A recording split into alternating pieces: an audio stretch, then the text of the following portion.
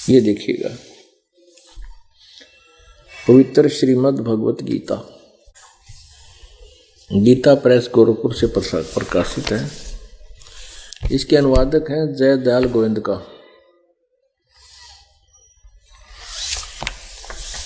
अध्याय नंबर 2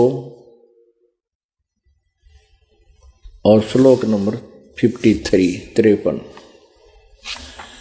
भांति भांति के वचनों को सुनने से विचलित हुई तेरी बुद्धि जब परमात्मा में अचल स्थिर ठहर जाएगी, तब तू योग को प्राप्त हो जाएगा, अर्थात तेरा परमात्मा से नित्य संयोग हो जाएगा। इसमें सबसे बताया कि भांति भांति के वचनों को सुनने से विचलित हुई तेरी बुद्धि जब परमात्मा में अचल स्थिर ठहर जाएगी, तब तो तू योग को प्राप्त होगा। जब तक तू भगत बनेगा, तेरी साधना स्टार्ट होएगी। योग को प्राप्त होना, साधना स्टार्ट करना।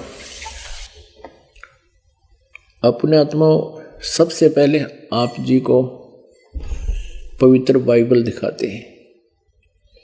पवित्र बाइबल के अंदर आप अपने आंखों देखोगे कि परमात्मा ने 6 दिन में सृष्टि रची, 7वें दिन वो तख्त पर जा बैठा।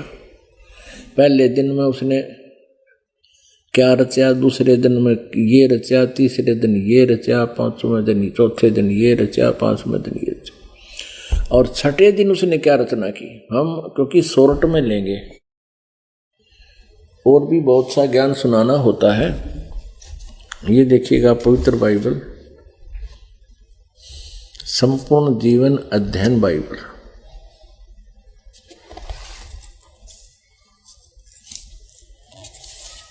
ये कहां से छपा है, ये दिखाते हैं।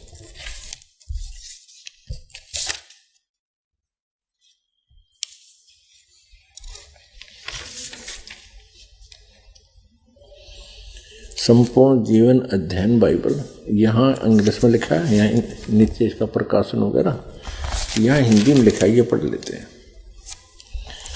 पवित्र बाइबल, संपूर्ण जीवन अध्ययन बाइबल, प्रबंधक संपादक डेविड स्टुअर्ट, अंग्रेजी प्रधान संपादक Donald C Thomas, MA MDV, संयुक्त संपादक जे वेस्ले आदम्स PhD, संपादकीय समिति स्टानली M हॉर्टन THD अध्यक्ष, विलियम W मेंसिस PhD उपाध्यक्ष। आगे देखो, full Bible, full life study Bible, life publishers international, Springfield मशहूर USA मैसूरी। यानी अब इसका हम देखते हैं इसके उत्पत्ति ग्रंथ में।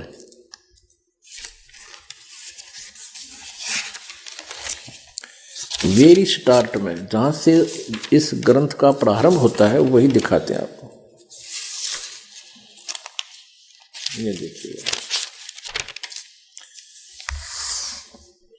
जेनेसिस यानी उत्पत्ति,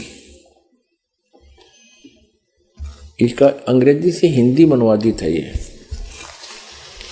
ये उत्पत्ति नंबर 1 अध्याय है। यो आरंभ यहां से होता है और इसका प्रश्न नंबर 4 पे, प्रश्न नंबर 4 पे यहां से देखते हैं। आरंभ है, आदि में परमेश्वर ने आकाश और पृथ्वी की सृष्टि की। पृथ्वी बेडौल और सुनसान पड़ी थी और गहरे जल के ऊपर अंधियारा था, तथा परमेश्वर का आत्मा जल के ऊपर मंडराता था। जब परमेश्वर ने कहा उजियाला हो, तो उजियाला हो गया।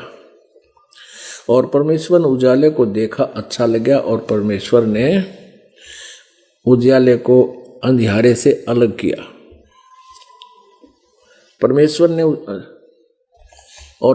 ने उजाले को दिन और अंधेरे को रात कहा, तथा सांझ हुई फिर भोर हुआ, इस प्रकार ये पहला दिन हो गया। फिर और रचना की, सांझ हुई फिर भोर हुआ, इस प्रकार ये दूसरा दिन हो गया। फिर ये सांझ हुई फिर भोर हुई, ये तीसरा दिन हो गया।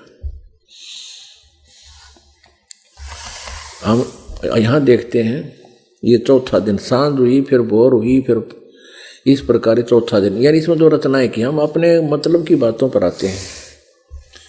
पांचवा दिन, सांझ हुई फिर भोर हुई, इस प्रकार पांचवा दिन हो गया। पशु पक्षी पहले पैदा किया। अब देखो, अब फिर क्या, यहां से परमात्मा ने कहा, यहाँ 26वां श्लोक है, ये अध्याय 1 का ये 26वां श्लोक है। फिर परमेश्वर ने कहा, हम मनुष्य को अपने स्वरूप के अनुसार अपनी समानता में बनाए, और वे समुद्र की मछलियों और आकाश के पक्षियों और घरेलू पशुओं और सारी पृथ्वी पर और सब रेंगने वाले जंतुओं पर जो पृथ्वी पर रेंगते हैं अधिकार रखें। इनको खाने का नहीं कहा, केवल उनका कंट्रोलर हो, बुद्धि ज्यादा हो उसमें। तब परमेश्वर ने मनुष्य को अपने स्वरूप के अनुसार उत्पन्न किया। अपने ही स्वरूप के अनुसार परमेश्वर ने उसको उत्पन्न किया, नर और नारी करके उसने मनुष्यों की सृष्टि की। इस 26 और 27 नंबर उसमें श्लोक में ये अनुवाद है उन श्लोकों का, वाक्यों का। तो इसमें स्पष्ट कर दिया कि हम मनुष्य को अपने स्वरूप के अनुसार अपनी समानता में बनाए, परमेश्वर ने कहा। तब परमेश्वर ने मनुष्य को अपने स्वरूप के अनुसार उत्पन्न किया।